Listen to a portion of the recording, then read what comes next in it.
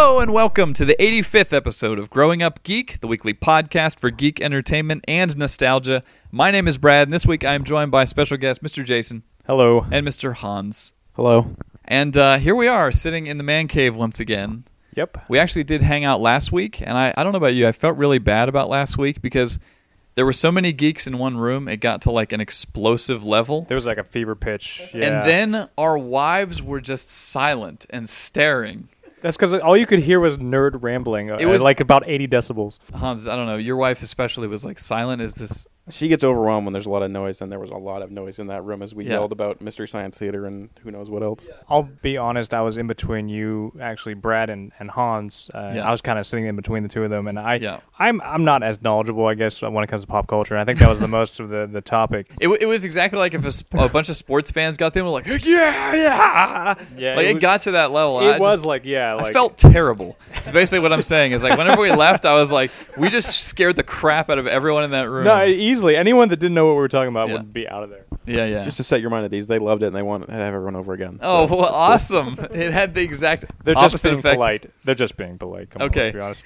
Oh, wow. Well, I just had to apologize in case any of our wives were listening. Holy crap. That was insane. I doubt it. Well, okay, so let's talk about some geek news. I was all set to talk about like the Xbox. That sounded my drink opening there. No, that's okay. Sorry. You're drinking an enormous Sparks. Yeah, Sparks. This is the post-ban Sparks. It doesn't have the caffeine, which is good because I'm allergic to caffeine, so that'd be bad. Excellent. For all you Sparks nerds out there who get that reference. Yeah. I'm sure there's some nerds out there. This is a nerd podcast. Come on. Yeah, right on. But I was actually going to talk about the dashboard update on the Xbox that came out, which had all the new features. And then this morning, I'm reading my feeds, and I see breaking news. Variety is reporting that Frank Darabont is going to write and direct the Walking Dead television series for AMC. Thoughts? I had not heard of this. Yes. You know who Frank Darabont is? He's the guy who did like some Stephen King movies. Shawshank Redemption. The Mist. Maybe The Mist. I think he did Green The Mist. Mile. Green Mile. Yep. Yeah, he did that one Jim Carrey too, I believe. Possibly. The Majestic. The Majestic. But anyway. Yep. Quality director. Quality director. I'm excited. Is it going to be direct? Do you have any ideas? Not really. What I would imagine when I would read it would be like graphic novel 2 episode, 1-to-1. Right. But that's not a lot of episodes, so I don't know how they would handle it. Well, you're saying a single issue would be a single episode, maybe? Each collection would be like an hour episode. Okay. 'Cause there's not a lot of material visually. Right. Anyway. For the uninitiated, is that series still going on? Yes. Or It is ongoing. It is the zombie. We actually reviewed it on the show before, but I mean, it's an ongoing zombie comic. And the whole concept is that it continues to go long after any zombie movie would end. How long, See, now I'm torn. Like, are they going to keep it faithful to the source material? Are they going to go off and do their own thing? Right. I mean, I guess as long as Robert Kirkman is somewhat involved, that it doesn't really matter, and as long as it's quality. Right. But, like, how much would they think they're signing up for? Because it's, like, Robert Kirkman keeps saying it. There's no ending in sight for this comic. Right. What do you do for a TV show? Do you just get locked into, like, an eternal... Well, if you've read, I don't know spoiling it for Walking Dead, but, like, every character has a very short life expectancy, so you could constantly be bringing in new blood that way and keep things interesting. Yeah. Also, I think that works to the network's advantage because most of the time they're forcing writers to continue shows that they want to end. Mm-hmm. AMC, are they, like, pretty lenient? AMC is an awesome network. But, I mean, as far as, like, gore and things, because it would have to be a very gory show. Yeah. Okay. Well, I've never gone to that level, but Breaking Bad and Mad Men both have, language and, like, situations and things. I imagine they could do it if they wanted. They show movies. I mean, I don't know. All right, cool. I mean, it is cable. It's up to them what they But you're right. Like, my God, that'd be a gory show. That would outdo, like, anything on True Blood or anything like that. I mean, God, that comic is vicious. Yeah, I only only read up to the point where they were in the prison, so I'm, like, way back. It gets much worse. Yeah, there is nobody who's safe in that comic. I mean, and that's the thing is, like, isn't it different to have a show where, like, main characters die and, like, there is no safety for anybody? I mean, I don't know. I would love to see it. I don't know if America would accept it, because it would be kind of shocking. Well, like, are networks still interested in, like, trying to syndicate shows after the fact, or is that kind of this passe thing, and now they're just like, let's get DVD sales? Because you know what I'm talking about? Like, back in the day, it's like everything resets after every episode, so it doesn't really matter when you see it. If you had a Walking Dead TV show, things would be crazy. It'd be all over the place. It's interesting to me that it seems like comics have completely taken over movies, and now is this the beginning of them taking over television? Oh, good point. Yeah, I mean, but is Walking Dead really like a comic book? It's more like a movie. A comic book based on a movie, based on a comic. I actually feel like I'm watching a movie most of the time that I'm reading it. And I know some people have said it's, the dialogue is really probably hard to put into a movie because it's very long and verbose. But I feel like it's cinematic. You know? I love Walking Dead more than the latest George Romero Diary of the Dead nonsense. Oh, heck that came out. It was terrible. I didn't see that because of your advice. One of the worst movies I've ever sat through in my life. I liked the Fiddler's Green movie. Yeah, what was good. that one I enjoyed. They had like Fiddler's Green? Yeah, it was set in is Pittsburgh. that one with the guy's disembodied face? What was the name of front? that? What was the name of that? It's called Land of the Dead. Dennis Hopper had a building in downtown Pittsburgh called Fiddler's Green where rich people could live. Oh, okay. Did you see that one? No. Okay, that was the fourth. See that one. I thought you said Fiddler's Green like that was like the director or something. No, that was the name of the building. Oh, yeah. That's all I remember from the movie, so that's why I came to Okay, so mind. he had another one after the day. What was the one with Pittsburgh? They were all set in the Pittsburgh area. Land of the Dead was like Well, the John Pittsburgh. Leguizamo. That was Land of the Dead. Land of the Dead. And then there was one called Diary of the Dead that came out last summer. That's not him. That is him. That is him. But it was a mess. It was another thing where it's like So we were there's talking about this another earlier. one after that? Okay, 5 movies: Night of the Living Dead, Dawn of the Dead, Day Yeah. of the Dead, Land of the Dead, Diary of the Dead. Those Okay, are the so which one Romero did you like canon. again? Land of the Dead. I like the first 4. Okay, cool. Yeah, my brother. Okay. We've just equated to that movie to just being the John Leguizamo My head one, just and I've exploded like a equated it to zombie. being the Fiddler's Green one. Okay, So yeah, that totally lost me. we're I real was like, knowledgeable here. Okay, now I know what you're speaking about. Okay. Yes, that was a good one. Cool. So, Walking Dead television series. I mean, for a comic that begins so much like 28 Days Later and seems so cliche, that comic is now going places no other comic is going, no other zombie thing has gone. My initial reaction was I'm excited. This is in the past 5 minutes. Then Yep. I was mixed. Yep. Now I'm at peace and I'm excited about it. I'm ready for That this. is the level of emotional evolution in this room. Here's my reaction. Oh, I remember that comic. And I don't know. I may Yeah. want to watch it a couple times, but I'm not much of a TV guy. You guys are Yeah. more the TV guys. I'm here for video games. Right on. I'm the video game guy. Yes, and on that note, why don't we move on to our main topic of discussion this week, which is video game related. And Jason, actually, we were out the other night at a karaoke bar. Yeah. And that's not because we enjoy that. That's just sad. Yeah, Yeah. we were not singing. Although they almost got me. They were trying to force me to do Birdhouse in Your Soul by They Might Be Giants, which I Yeah. was like, oh. That would have been interesting. It would have been interesting, but then also terrible. There's a large bearded man. That's all I remember. Yes, there was like Santa Claus was like groping Terrifying. your wives. With a really, really bad Pittsburgh accent. There was a guy who looked like Santa Claus that was like, don't forget to keep coming back here, Look- ladies. You're excellent. You're great singers. Look at these babes. Yeah. You guys are great. Yins guys need to come every week. But your wife and her friends can sing like crazy, so that's why I didn't go up. But anyway, not talking about that. We got into a discussion over to the side on the Four Eyes table, basically. Yep. About our favorite multiplayer experiences. You know, just like over time, we've played all these multiplayer games, 2-player, split screen, PC, whatever. And we were talking about what's some of the best moments that we've had, because everybody has those stories. And you said, well, actually, wait till Hans is around. Yeah. I'll tell you, one of my favorite memories of all time for multiplayer was actually Counter-Strike, which is sad because I'm not a huge Counter-Strike guy. But we did play a lot of it in college, and there's a point where we would always play this other dorm on campus. Sweet. And they were miserable, and every year they would try very, very hard to practice and lay out strategies and get together to try to beat our dorm, which was just a bunch of guys that played for fun. Did you guys have like phones that you communicated with? Because No. At Amber's college, We would yell down the hall at each other. We would swear and yell down the hall frequently. That was usually how that works. Yelling worked best because it wasn't a huge dorm, and most everybody was on the same floor when we were playing. We would play them every year in a big kind of like tournament match on Counter-Strike. Was there like people doing push-ups, getting ready for the Counter-Strike? Oh yeah, no, they were. They were going nuts about it. They actually had like a whiteboard, I think someone bought. Yeah, awesome. And were outlying things. But and Hans can attest for this. There's one point where they were just going through the same part of the map. I think it was dusk because that's all you play on anyhow. Yeah. Where we all decided this is ridiculous. Hans is grinning throughout the whole This thing. is so the Best time. It was the best Counter-Strike experience I've ever had. This is what another friend of ours, Jeremy, was like, guys, and he yelled in the hall, of course. It's like, guys, next round, everybody buy the machine gun. And the machine gun's the big, crappy, clunky weapon that just spits bullets. Yeah. It's no accuracy whatsoever, but they come through the same spot every time. So it was like 10 of us. Like we had a full team. I don't know how much. Did everybody it was. listen to him? Yeah, because we were pretty good with teamwork. But everybody bought. I think it was 10 people with machine guns. All just ran out, lined up right where they always came out, and just held down the mouse button, and it was just watched them drop like flies. It so was the hilarious. machine guns worked. Oh man, did it work! It was just like a wall of bullets hit the entire team at once, That's and they just freaking collapsed. awesome. All right, yeah. And they were like lemmings, these guys. Yeah. They were nice guys. Like, I talked to some of them. It's They were like cool Saving guys. Private Ryan. Like, one of our very good friends was in the dorm at that time, and he was so frustrated with, like, he's like, they tell us what to do and do this, and we played Counter-Strike so much, we just knew where to go on the maps and what to do. There was no team leader or whatever. There was no need to, like, you didn't have do this, go there, and that's t-shirts. what they were doing. Oh, they were doing strategies and everything. Well, poorly, they were trying to, but it was just like... But then they got mowed down by the machine gun. Yeah. I feel like that's like the thing where there's some ninja that breaks into your house, but you hit him in the crotch with a steel baseball bat, and he goes down in 5 seconds. It was just hilarious. It was almost like the St. Valentine's Day Massacre because it was just a bunch of guys with machine guns just shooting at the same location. In honor of St. Valentine. It was interesting. So that's one of my favorite multiplayer memories of all time, I guess, going back. That's great. Hans, what do you think fondly of multiplayer-wise? This is going to be going back a bit further than LAN gaming and Counter-Strike. Yeah. But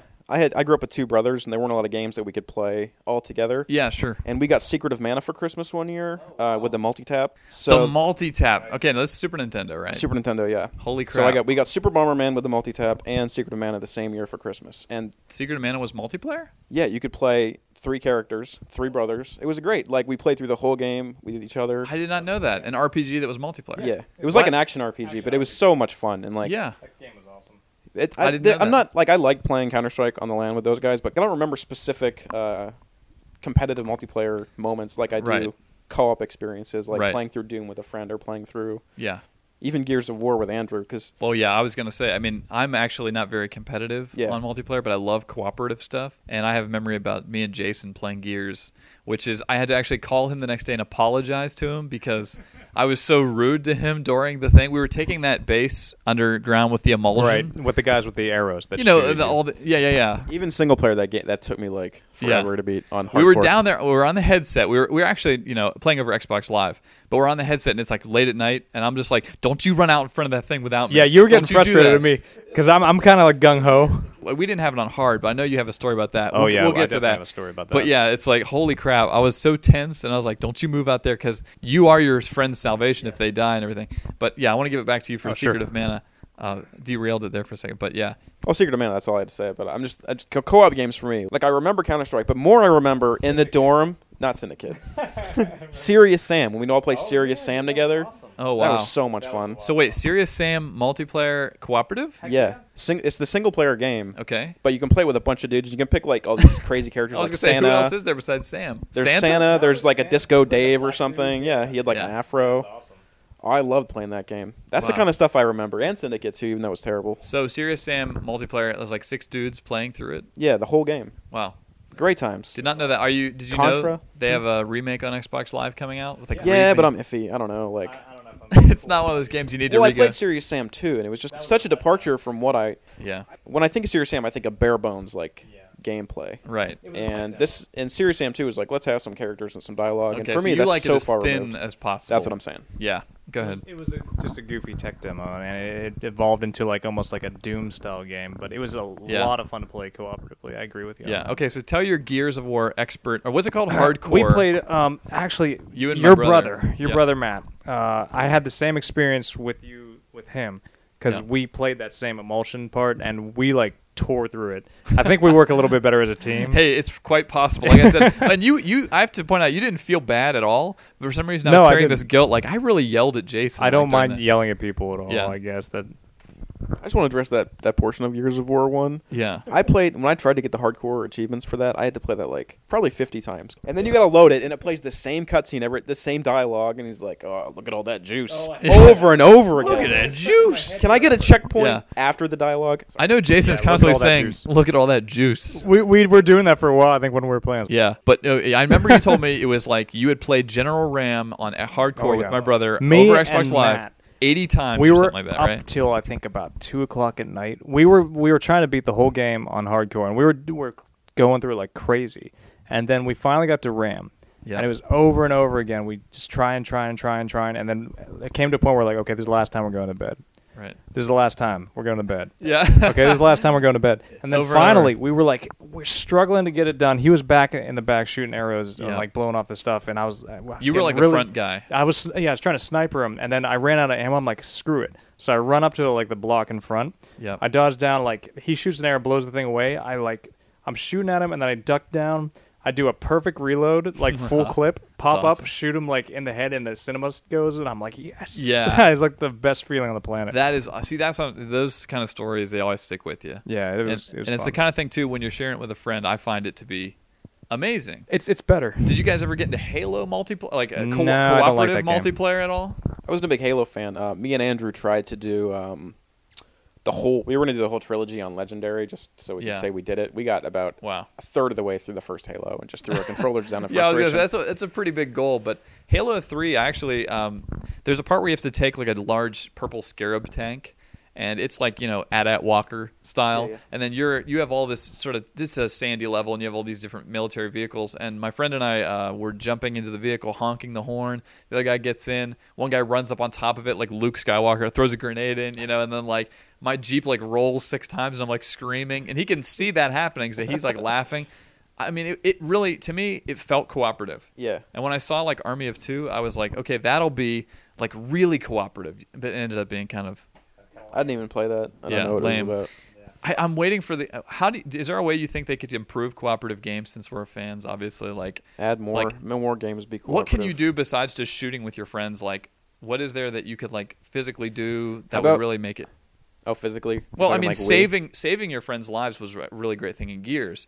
Is there something that they can add like that would really help you feel like you did something together? I think a good, and I'm not sure if you don't like this game as much as we probably do, me and Hans, but I think that one game that really made good use of cooperative playing is Left 4 Dead, because you have a lot of those situations where you have to save your friends, or you have to pull your friends off a ledge, or you have to get people out of the closet once they died, things like that. Things where you're involved and you're active and helping. I think that's what sets co-op apart, because that's right. Co-op. You have to help people out. Yeah, we had this discussion the other night. I'm not a huge fan of Left 4 Dead. I only tried the demo, but I did it with 4 people that I liked, and I know you guys were big fans of it. I want to speak up on behalf of Left 4 Dead because the internet's so against it right now. Is that true? Really? I keep feeling like I'm the only guy that when Left 4 Dead 2 came out, everyone cried foul. Like, suddenly it wasn't like Left 4 Dead 1 was no longer. If Left 4 Dead 2 is coming out, then you rip me off with Left 4 Dead 1, and I don't really understand that mentality, because I definitely got my $50 worth out of Left 4 Dead 1. Okay, but I thought it was a great game.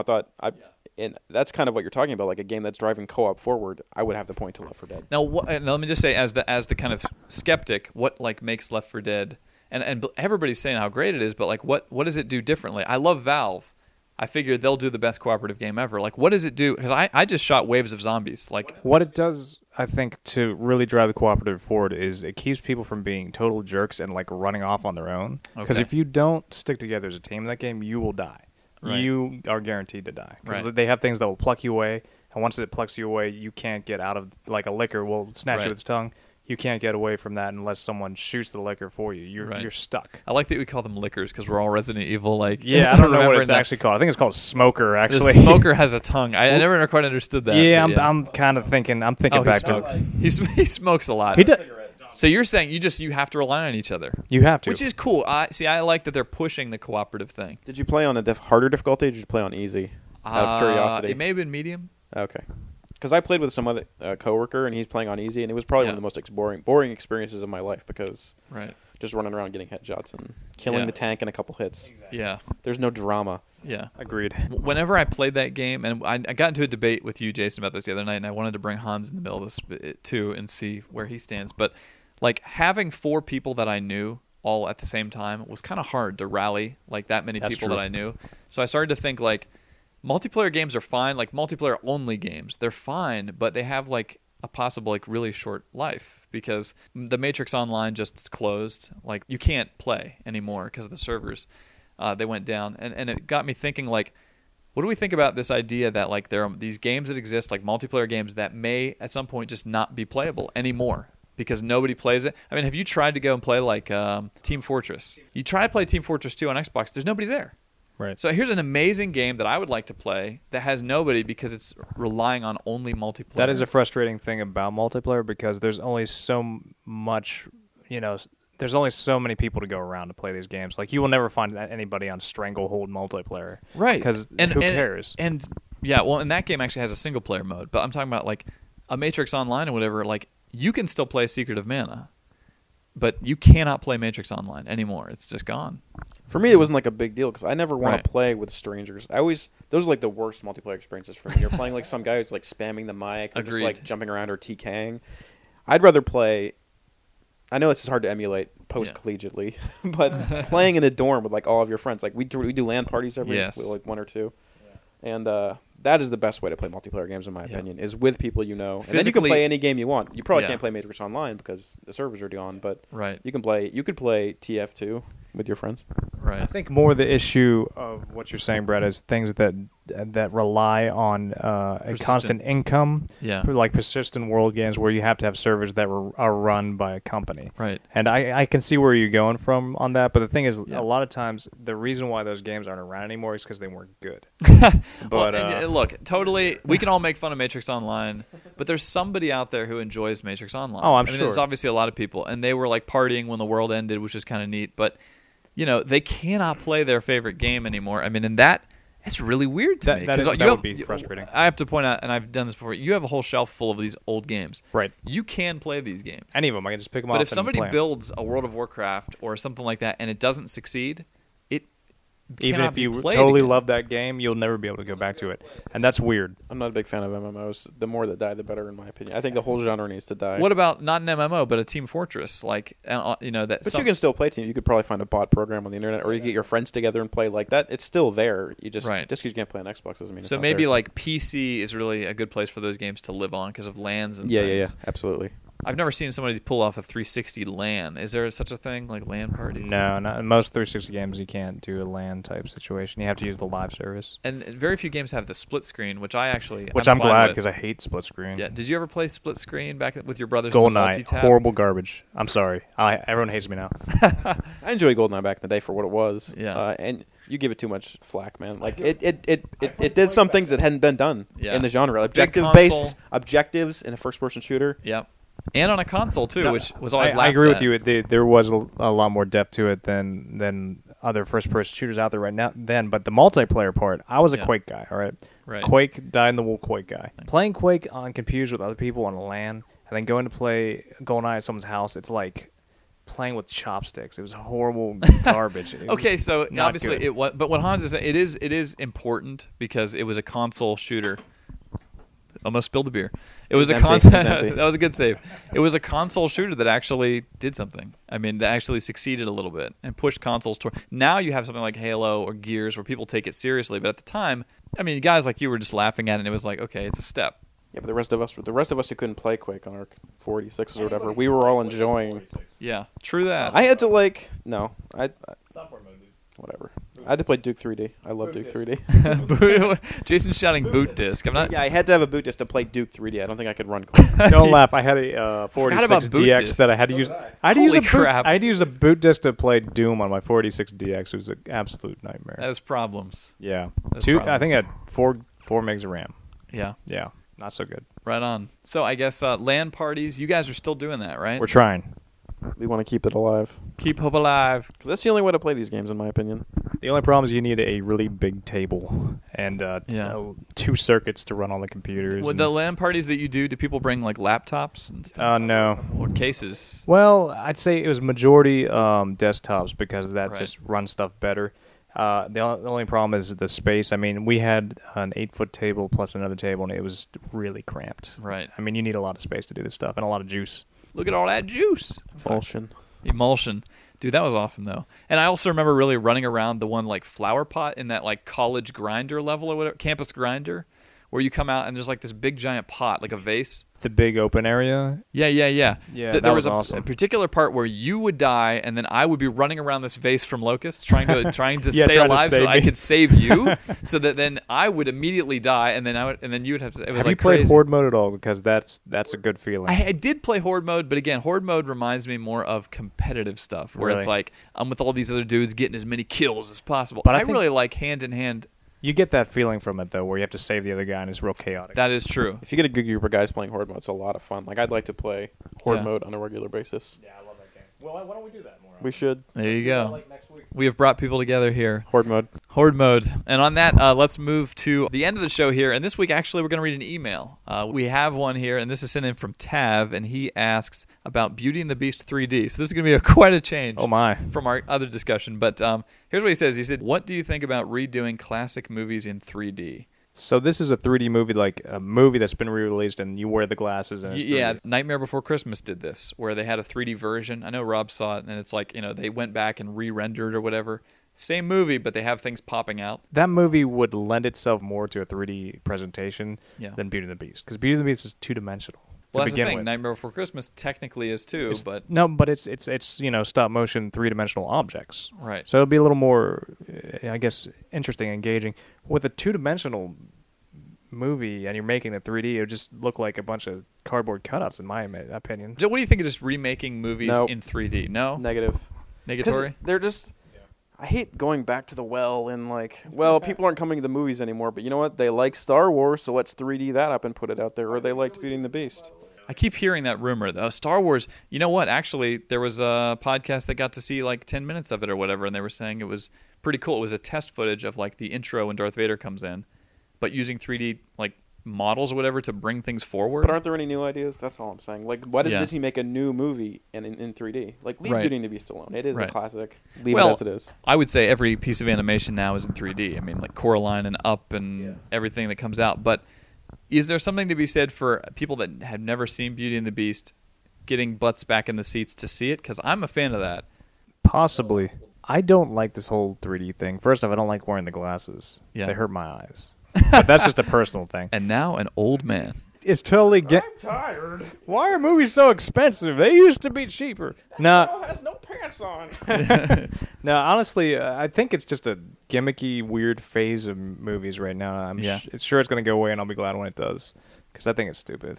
So, Hans, you were saying you think they're doing this to bring people into the theater? Is that really true that people aren't going to the theater? I think it is, because if you turn to your right, Brad, you'll see a TV that is probably better than most theaters. How big is this? 65 inches. This is a large TV. So we have a nice, comfortable couch with a Blu-ray player, a 60... Right. Netflix streaming, 60-something inch TV, surround sound, and no one knowing people on their cell phones are chatting. Right. Why would I go to the movies when it's going to be on DVD or Blu-ray 3 months later? Also, I didn't pay $10 to step into this room. That's true, too. Although an all-digital theater for $5, I will go. I mean, if it's I still love going to the movies, but I'm saying, if you make the theater experience something that can't be replicated at home, which is what I think they're trying to do, you'll get people back in the theaters, in theory. Yeah, okay, so I see what you're saying. And it's basically when the arcades started to die and they started introducing more vehicle hose simulators, dance dancing. Hose simulators are the best games, by the way. Aren't they, though? Well, there's really only one. Yeah, Brave Firefighters. And then the mocap games, which lasted 5 seconds. There was 2 of them, and they're horrible. Yeah, Puncher and Copper. Well, the boxing one wasn't bad, but the cop one was bad. You dodge bullets by ducking. That works. Yeah, eat that in a towel. So you're not a big fan of the... I mean, I will say, if people can re-see Beauty and the Beast, these young punks that have never seen it, I would think that's a good thing. It depends on how it's done, though, because it could come across really lame. If they do it... I guess they're working hard on this, but if a company just sort of phones it in... I just feel like there are enough new ideas out there, and there's enough creative people, and they're putting tons of money into re-releasing a movie that's... I don't know how old, 15 years old. Now, did you enjoy the Star Wars Special Edition? I was 17 when those came out. Can I just say that my experience at Star Wars Special Edition was better than any experience for any of the prequels, period. There was a screaming freaking crowd of fans. Yeah, I went with you. Wait 1 second. I went with you, and it was awesome. It was awesome. The first one. We were stuck in a soup line of people just crammed. In fact, I remember as we were going there, it was the wind was blowing, and Matt had this little black trench coat on that was blowing in the wind, and it just felt cinematic. We were going to see Star Wars, a movie we've already seen a million times, but it felt awesome. I think the thing that we have that younger people don't, and I don't act old or anything like that, but we experienced the whole movie experience a lot more in the past, and I think we're more drawn to see a movie than maybe a younger person. Is it possible the theater could at some point be like the arcade? Scary thought, maybe? I don't know. Like dead? Dead, like direct, like you were saying, people sit at home and just bring them in streaming. Think it's very possible. Yeah. I think it's extremely possible. I could see it happening in the next 50 years. And then you just have YouTube clips. I just want to make a point about the difference between re-releasing Star Wars and Beauty and the Beast. Yeah, by all means. When Star Wars came out, most people had like 19-inch TVs in their house and they're watching that stuff on VHS. You know what I mean? We couldn't really replicate. And we were a generation that grew up on Star Wars on VHS. Yep. So to get to see that phenomenon in the theater, that's pretty cool. But Beauty and the Beast came out. You can watch that on DVD and widescreen, all Blu-rayed up or whatever. That's why I'm saying younger people, they have a much better experience at home. They're not as interested in going to a movie theater because they've got big widescreen theaters at home. I always think about how kids growing up now have like high-def video of their baby years. That's like weird. Portable, like digital stills. Like the only pictures I have of me as a baby are those 70s photos with the rounded corners. Yep. Square ones? Yeah. Square rounded corners. Yeah, it's like, what us in a bathtub, usually. What is happening? Yeah, it's normally a bathtub shot, and I'm kind of like hazy, like some sort of like weird snuff film. You know? Yeah, the photo is like orange, and then the video is like soundless, and it's on like 16 millimeter. You have to crank it. Yeah, but these kids have like, they'll be able to watch like a pristine Blu-ray version of their face as a baby someday. They'll see every blemish on themselves. That's going to probably make them very conceited. No, I don't know. It depresses me. He adds here at the end that something about, did you see what they did when they remade It's a Wonderful Life in color? And he remarks, Clarence looks like Don Johnson from Miami Vice. Does anyone know what that means? That's hilarious. I don't know what that means. That's pretty hilarious. But I guess his skin is tannish. Yeah. Clarence is tan. But since I haven't seen the colored version, I don't know, but now I do want to see it. Yeah, I guess. Well, I remember when it came out, everyone screamed bloody murder because they were tampering with this classic, and I think we should react similarly to Beauty and the Beast. I don't really care. I believe that Tav is also responding similarly. I think that was the last Disney movie I saw in the theater, though. Yeah, Didn't see Aladdin? Is that after it? Yes. Then that was the last one, I'm pretty sure. Because I remember the season. You know what? Everybody I talked to our age, Aladdin was the stopping point. Lion King. Lion King was for me. I'm sorry, Lion King. You're right. And then Pocahontas was like the no thank you for most people. I agree with that. I think that's for most people just in general. Yeah. That movie looked terrible. Well, it seems like he was pretty negative on it. So there's our thoughts on redoing classic movies. And if you would like to send us an email, you may do so. Go to our website at growing-up-geek.com. You'll see links on the side for sending us an email, and we can read it on the show and respond. Thank you, Tav, for your email. And this comment was on our Star Trek episode. It just said, I love the Russian-speaking guy. Did you guys do an impression of him, or was he just talking about the movie? I think this is spam. I enjoyed Chekhov speaking in the. I thought he sounded good. I thought he sounded hilarious, and if this is a spam email, it's even better that we're responding to it. Yeah, I saw that comment. I have many deals for you. Yeah, I saw that comment. I like Russian speaking. Yeah, it may not even have been about Star Trek, but it just on the Star Trek show. It said, "I love the Russian speaking guy." Thank you, I guess. I like Chekhov. I agree with you. I think that kid's gonna be a huge star. Yeah, he was pretty awesome in that movie. I did enjoy him. He's the best part of Terminator. Anyway, I don't want to derail this. Yeah, that's okay. He was the best part of Terminator. The end. Well, Terminator 4. Yeah, exactly. Salvation. Yeah, there you are. Of the machines. That's right. Riserection. What? You know what? If they name 5 Riserection, I will see it. Oh man, I will definitely buy that T-shirt. Yeah. All right. So on that note, I think we're going to close out the show. Once again, thank you for listening. I've already said the email, but you can follow us during the week on Twitter at twitter.com/GUGRob. And once again, my name is Brad. My name is Flynn. Jason Flynn. My name is Hans. Rudman Hans. Yep. And we'll catch you next week.